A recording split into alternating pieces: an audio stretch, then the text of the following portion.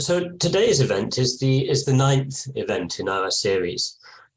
Julie Ham is discussing research and creative practice with migrant domestic workers in Hong Kong. And she relates this, to quote her outline, to the knowledges that emerge about labour migration and the work that stories and art do in local and global discourses. Now, I have only a beginner's understanding of the identities and multiple belongings of migrant domestic workers in Hong Kong, and just the barest awareness of the particular and specific social structures within which their lives are led. Julie's understanding of these matters is profound. It both shapes her research with her participants and enriches the theoretical foundations of her thinking about the creative and collaborative work that she does. And at this point, I'd like to introduce Julie more fully. Julie's currently assistant professor in the Department of Sociology at Brock University in Canada. She does brilliant work. I'll quote from her institutional website very briefly. Julie's recent research explores knowledge production and cultural production by migrants in Hong Kong through participatory and visual methodologies. Her research is grounded in academic community collaborations that speak to priorities identified by migrant and minority communities, such as the dehumanization of domestic workers, harms produced by the anti-trafficking industry, the impact of social difference in sex work, the trajectory of migrant remittances, cultural production, and dynamics that support or hinder social change for migrant communities. I first met Julie back in the autumn of last year when she attended and contributed to the first Belonging Research Network seminars soon after my arrival in Hong Kong. And since then, I've been really keen for her to lead one of our own events, given the very obvious overlap between our interests. Her perspective on migration and mobility and her collaborative approach also align with my thinking about the way research with people on the move can most productively and positively be done. With Christine Becerra and others, she also shares my understanding of the power of creative practice and visual methods to explore issues of identity, belonging, and cultural production. I'm delighted she can be here today to talk about her work with migrant domestic worker creative communities. So in outline, I'm going to hand over to Julie in a second, who will talk about her research. I think she's going to present for around 45 minutes or so, and then lead an open conversation about the issues on belonging and allyship with migrant domestic worker creative communities in Hong Kong. And we'll wind up at 11:30 if not before. Okay, I shall stop sharing now. And hand over, Julie, to you. Delighted. And I'll switch my microphone off as well. Okay. Okay. So let me just bring this up. Okay. So hopefully everyone can see my screen. Oops. Just see here. Okay. Thank you, James, for that warm introduction and for the opportunity to speak to the Belonging Research Network. I really appreciate everyone who has shown up this morning. I know it's morning in Hong Kong. And I just want to share how much I appreciate being able to join a conversation in Hong Kong, even if it's for an hour and a half. So as James said, I have recently moved to Brock University in Canada, but previously I was at the University of Hong Kong. So it will be the work that I've been doing in Hong Kong that I'll be speaking about today. All right, so I'll be talking through a book chapter in a forthcoming edited collection on global social theory that I've co-authored with Christine Becerra and Jemima Joy Badago. And the chapter is a reflection on our praxis. All three of us have extensive experience collaborating with diverse communities. You can see here in the top right-hand corner, this is a snapshot of my website, Mobile Methodologies and Migrant Knowledges. And in the bottom right-hand corner is a snapshot of Christine Becerra's website on belonging, her project and organization Belonging. And so with this chapter, it was an opportunity to think through how we work with communities, specifically what principles or questions do we need to keep in mind when working with migrant worker communities on creative initiatives in Hong Kong. And we're hoping that this could also function as a toolkit or a reflexive resource for stakeholders working in other contexts.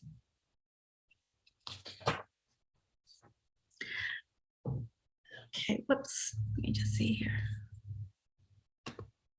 All right, first I thought I'd start off with a bit of context, even though I know that some may already be familiar with the domestic work context in Hong Kong.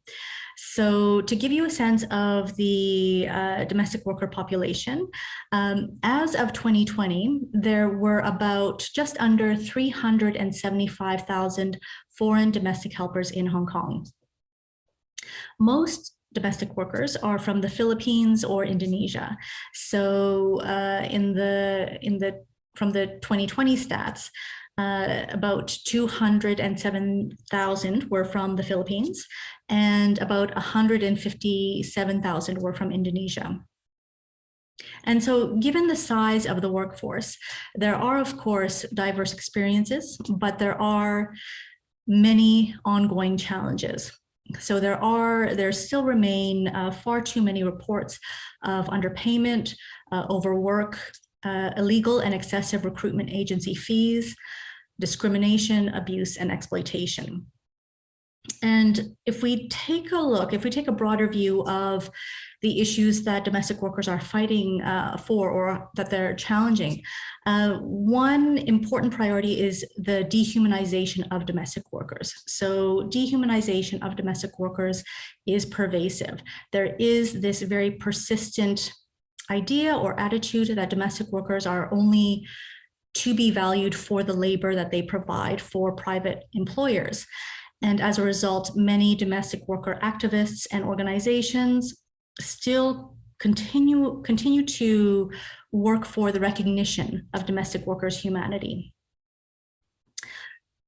So that can paint quite a grim picture, but there is an expansive social movement led by domestic workers from Indonesia, the Philippines, South Asia, and Southeast Asia. And this is, to me, this is something that Hong Kong should be very proud of. This is quite the vibrancy and the strength of the domestic worker-led movement in Hong Kong is quite unique globally, and I think should be more widely known in Hong Kong. It is the situation or the movement in Hong Kong is quite unique because the bulk of organizations for domestic workers are actually led by domestic workers. So domestic workers are very much at the forefront of any migrant rights movements, any migrant worker rights movements, and so on.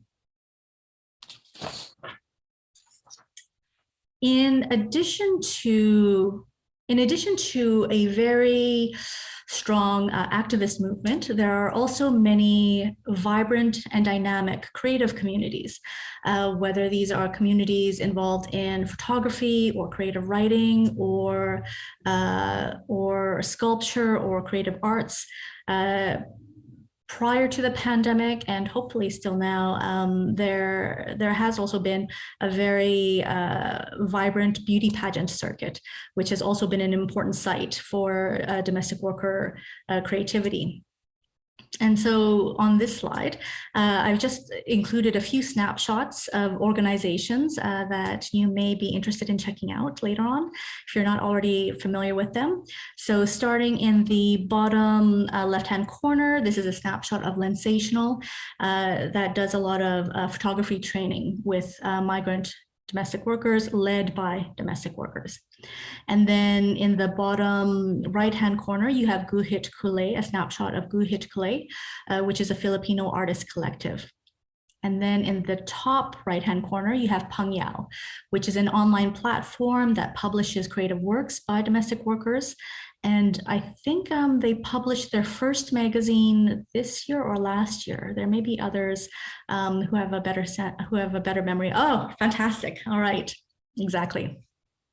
And then in the top, I can tell you issue 1 was October 2021. Okay, all right. Okay, fantastic. And then in the top left-hand corner is Migrant Writers of Hong Kong, which I'll be speaking about more shortly. And I think I do have to say, I mean, since we are talking about belonging, I think I can just inject a personal note here. Especially since James was earlier sharing about some of his thoughts when he was just starting out in Hong Kong. So when I first arrived in Hong Kong, so this would have been around 2015.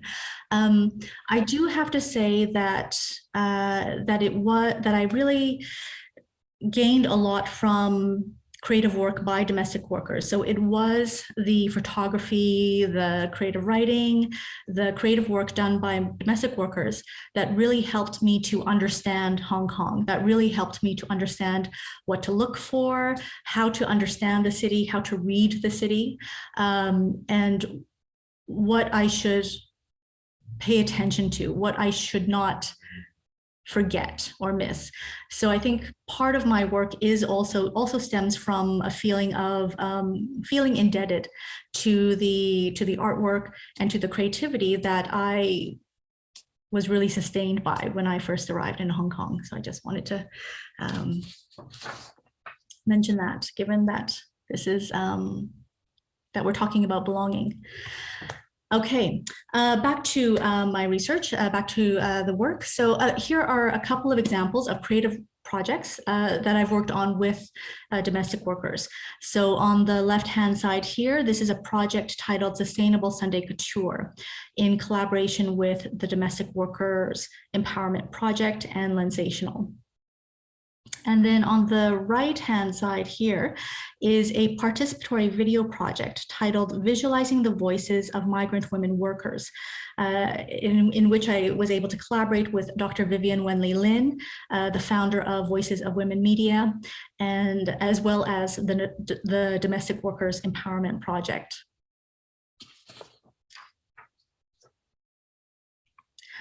And I'm currently working with, as I mentioned previously, I'm currently working with Migrant Writers of Hong Kong, as is Christine Becerra. So both of us and Yvonne Yu, who I saw joining the session, we are still fortunate enough to be working with Migrant Writers of Hong Kong, which is a creative writing network that was founded by domestic workers based in Hong Kong last year.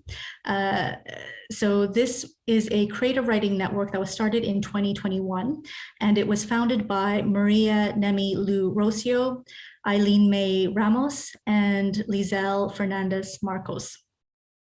And so on my side, my work with Migrant Writers of Hong Kong has fallen under my project, The Stories We Tell, Mobile Methodologies and Migrant Knowledges. So in terms of the photos that you see here in the bottom right-hand corner is a photo from a creative writing workshop that was done for members of Migrant Writers of Hong Kong. And you can kind of see Yvonne right here in the corner.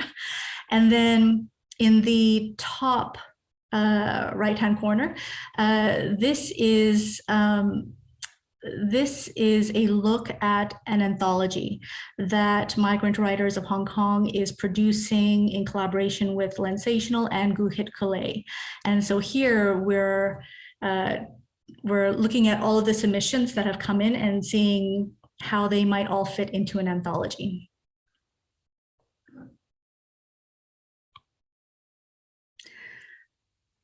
All right.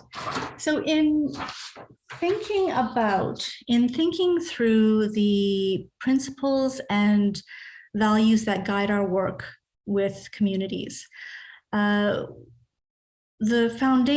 theoretical foundation for our reflection centers decolonial aesthetics. So in thinking through how we work with communities, we were looking for theoretical and methodological anchors. What kind of framework would best encourage a reflexive praxis? And so we are turning to decolonial aesthetics for various reasons listed here. So it is the fact that decolonial aesthetics prioritizes indigenous theory and methodologies, the fact that it can challenge borders and structures that shape migrant and diaspora realities, and that importantly, that it centers creative endeavor as a site for knowledge production that contributes to collective struggles for liberation. So it is also very much about recognizing the value of lived expertise as an important sphere of knowledge.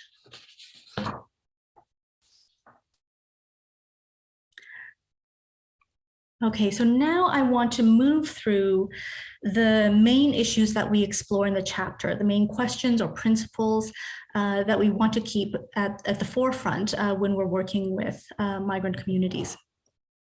So the first concerns compensation for creative labor and the criminalization of creativity.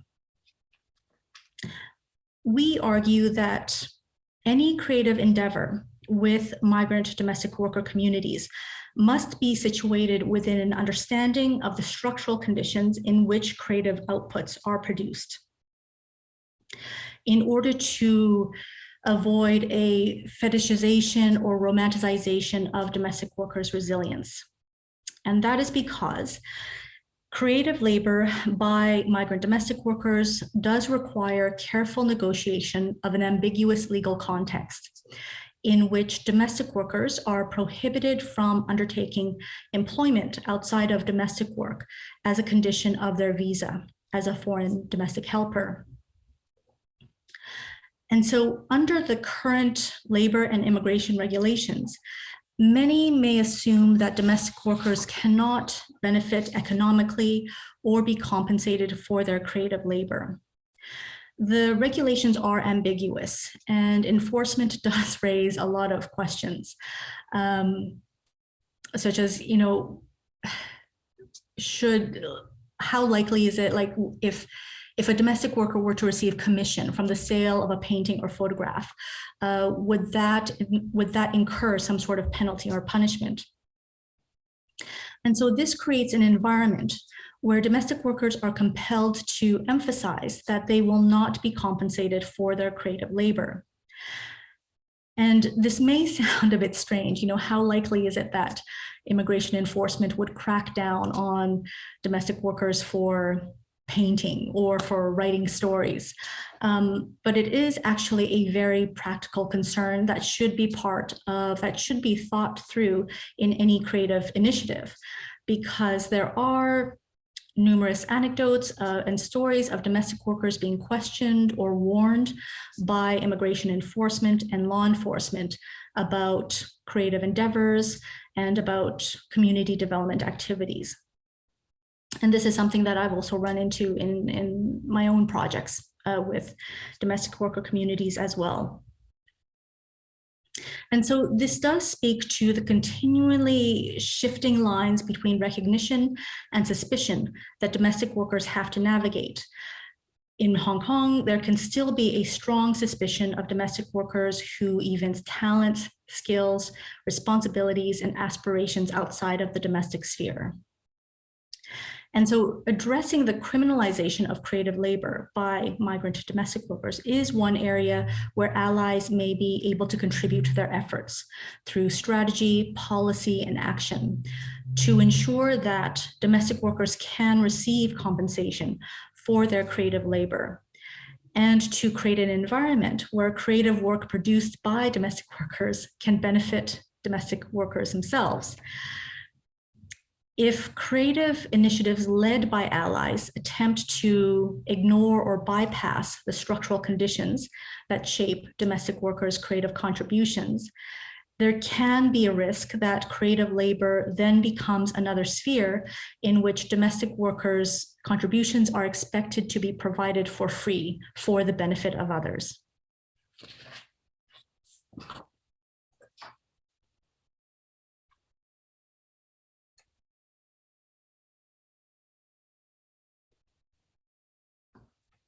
The second issue or question that we think through in the chapter concerns the politics of respectability.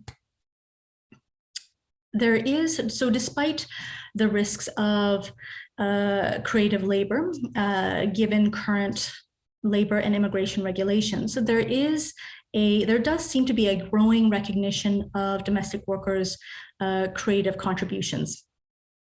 And this does offer an opportunity to consider the utility of a decolonial aesthetics in countering respectability politics.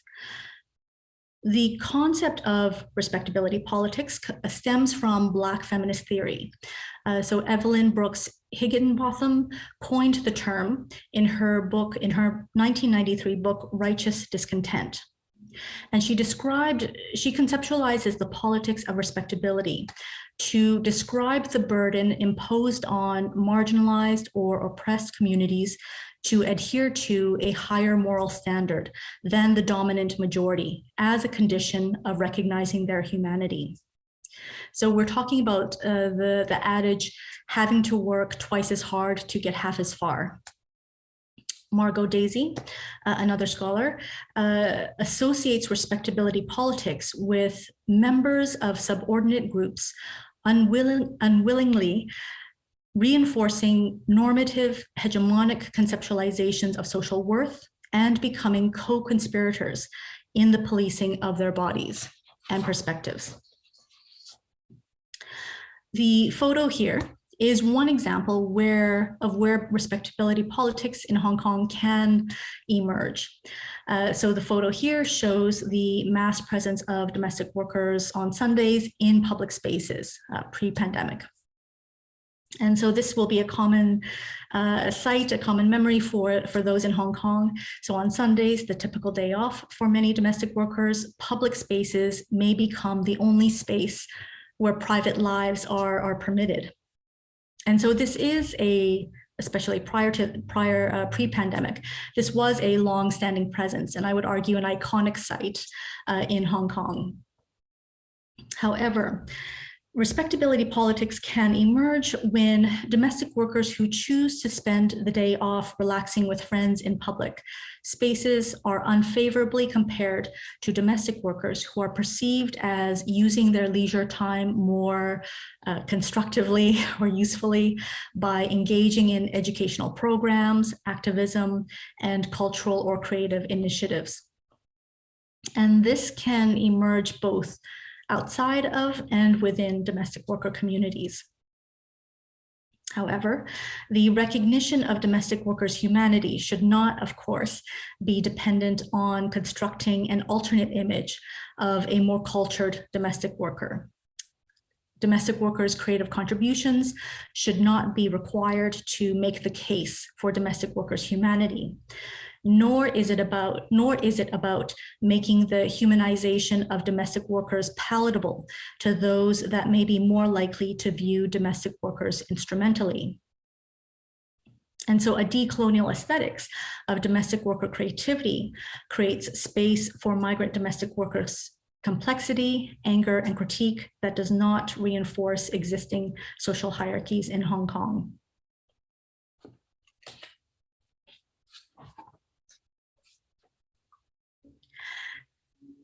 And so attentiveness to respectability politics may help prevent a romanticization or fetishization of resilience that obscures working conditions permitted within the current labor migration infrastructure, such as excessive working hours.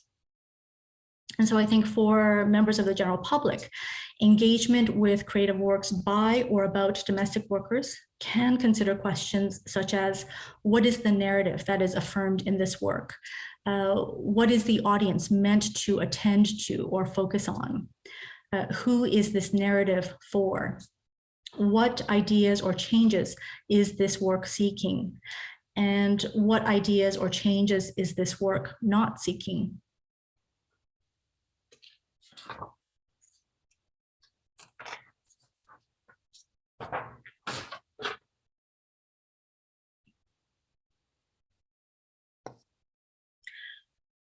Engaging with narratives also means reflecting on how dominant narratives are negotiated, particularly when narratives may reinforce existing social hierarchies or inequalities. And so it is about asking this question: whom and for what purpose are narratives created? And we argue that narratives lay bare the relationships between domestic workers, employers, and the general public.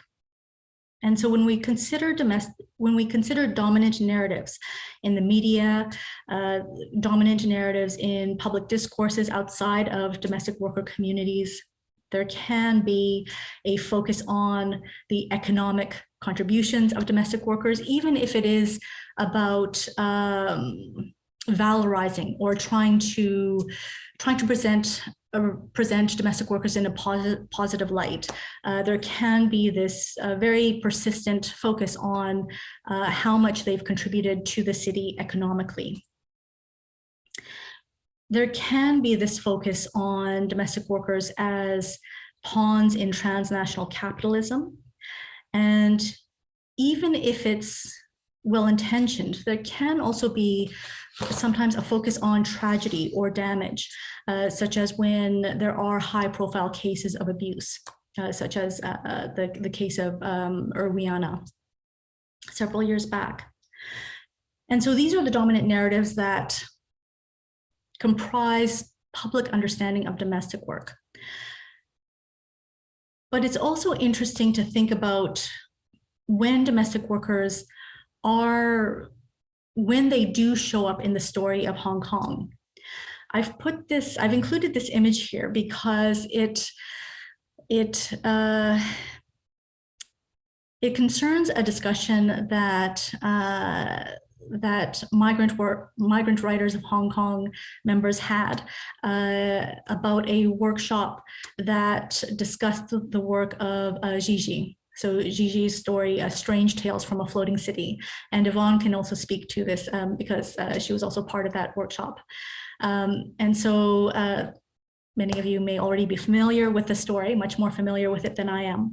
But the story, Strange Tales from a Floating City, is presented as one of the emblematic works that is about the story that Hong Kong tells about itself. It's about how Hong Kong understands itself. And in that story, it speaks of rapid growth and achievement. There is also a sense of wonder or marvel at how this came to be, how this city came to be. But in talking through this story with members of migrant writers of Hong Kong and seeing it through a domestic worker lens, it challenges, I think it can also challenge the underlying premise of the story, because the questions that are seemingly posed in the story about, how the city came to be and marveling at the growth and achievement. And through a domestic worker lens, it does kind of beg the question, well, domestic workers were a large part of the reason how the city came to be, and the labor of domestic workers in Hong Kong's growth and achievement is somehow not present in the story. And so it was interesting to just consider how how domestic workers are not part of the story that they helped to build. They helped to build Hong Kong, but they are still not considered part of that. They are still not considered part of the story that Hong Kong tells about itself. But anyways, Yvonne might have more to say during the Q&A, but I'll just leave it there. So that's something that that's something that I've also mulled over from time to time. And so to come back to this challenge of recognizing humanity in its complexity and its in its messiness. It is very much an ongoing challenge experienced by domestic worker activists, domestic worker organizations, and their allies.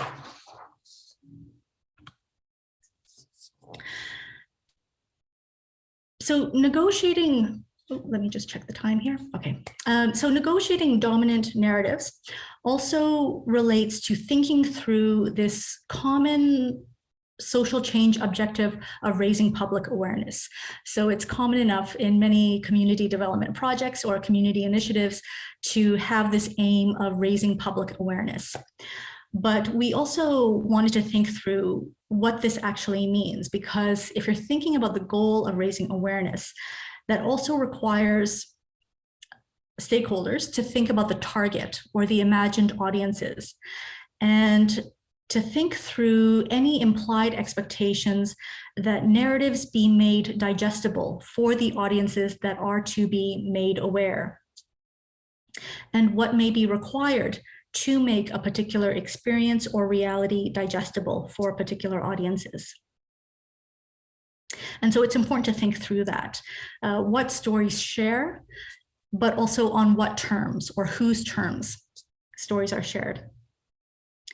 As witnesses and storytellers, migrant domestic workers write counter narratives to navigate and renegotiate on their own terms the complexity and contradiction of their mobile subjectivities, to unpack sanitized narratives of trauma, pain, or loss, and to trouble the romanticization of their resilience in dominant discourses. And in doing so, migrant worker-led creative communities, such as Migrant Writers of Hong Kong and Gu Hit Kulei, lay the foundation for building communities of remembrance.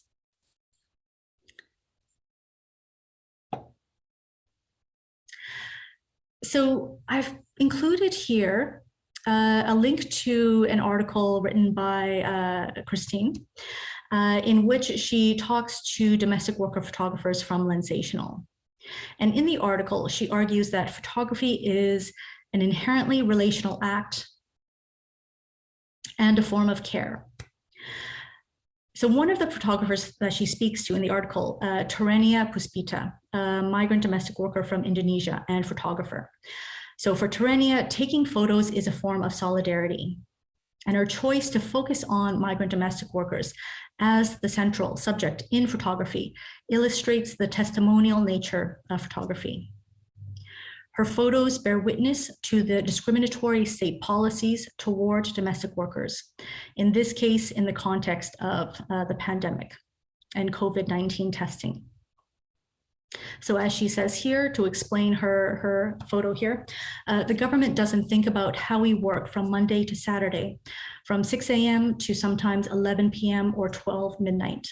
They ask us to use our one day off, spending more than 10 hours lining up under the sun to take a COVID test.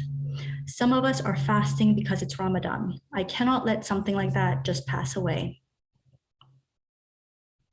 And so creative works by migrant domestic workers theorize the day-to-day situated within transnational circuits of family, care, and labor. Their creative work offers alternative understandings of the value of care that fall outside of the discourse of economic development. Okay,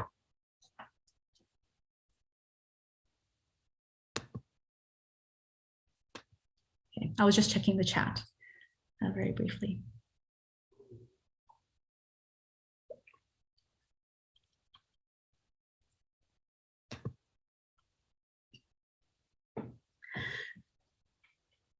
Okay, so cultural production by migrant domestic workers can also encourage allies and the general public to reflect on their own positionalities and privileges.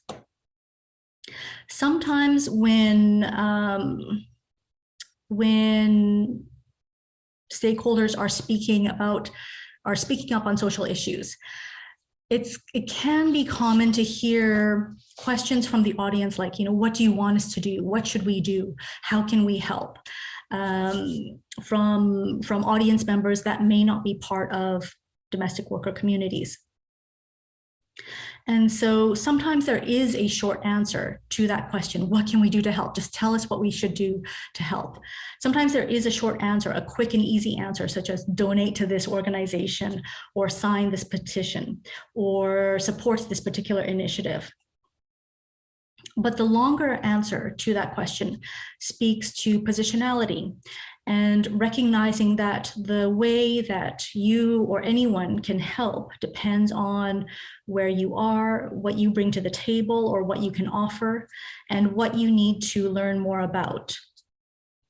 So everyone's skills, abilities, passions, interests, and limitations will differ, and all of these inform what anyone can do. Positionality also speaks to the relationship that any one person would have to the community that they want to help. So in thinking about, for example, the chapter that I've co-authored with Christine and Jemima, all of us in our own family histories, in our own communities, our experiences have been shaped by migration, but in different ways and in different ethnic communities. And so that is one element that will influence or that will shape how each one of us contributes to domestic worker rights efforts or creative initiatives by migrant communities. So it's important to reflect on one's own positionality. Otherwise, there can be a risk in entrenching social hierarchies or maintaining inequalities, even when one is trying to help. And as researchers, particularly, it is important to continually question our positionality or reflect on our positionality and consider whether our work or how our work is guided by the needs and priorities of the communities with whom we work alongside. And this is something that domestic worker creative communities are also aware of in terms of who to collaborate with. There is an awareness of how domestic workers can be co-opted or used to bolster someone else's brand or agenda. And there is an awareness of stakeholders who may want to work with domestic workers, but who may not be in solidarity with domestic workers, or who may have a lot to learn about the issues. Expecting migrant domestic workers to contribute to creative initiatives without long-term structural support risks an extractive approach that appropriates the language of social justice without truly recognizing the value of their creative labor.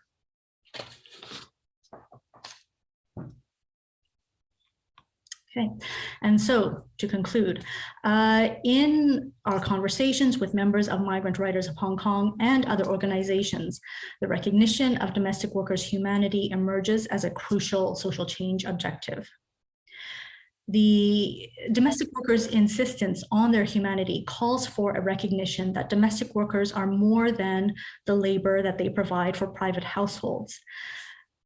But valuing domestic workers as humans and even as workers is a critical challenge for the general public in Hong Kong and remains an enduring theme in the domestic worker rights movement. Recognizing the knowledge that is produced through migrant domestic workers' creative initiatives would necessitate a significant shift in Hong Kong. And going back to the theme of this series, if we think of belonging, we think of respect, we think of reciprocity, and we think of connectedness.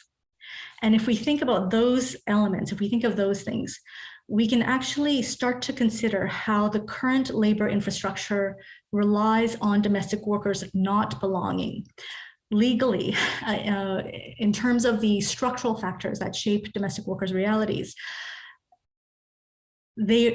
legally, they are not meant to belong. That sounds harsh, but that is what the legal framework suggests in terms of temporary and restrictive visas. In terms of this pervasive sense that workers are only here to ensure their employer's comfort, and anything that falls outside of that is open to question, is open to suspicion. Issues such as overwork, exploitation are both mundane and visible, yet visible. But they're easy to normalize, or it's easy to, I think sometimes it can be easy to, it's easy to become desensitized to things like overwork, to things like underpayment and other work-related violations. It's easy to do this if they are done to a group that doesn't belong in Hong Kong. Domestic workers are a group that are a population that keep the city running, but they're still not allowed to be part of that. They're still not allowed to be part of the story that Hong Kong tells about itself. Despite that, migrant domestic workers have created very nourishing spaces of belonging for each other, in which workers are allowed a complex humanity, in which workers are given space for selves and roles outside of domestic work, artistic selves, social selves, and activist selves. And so I do want to conclude. I do want to end by asking this question: who decides, who gets to decide if domestic workers belong? Who sets the terms for belonging? And with that, I would like to thank you again for inviting me to this seminar series. Here's information about my website, Christine's website, and the upcoming book chapter. Thank you very much.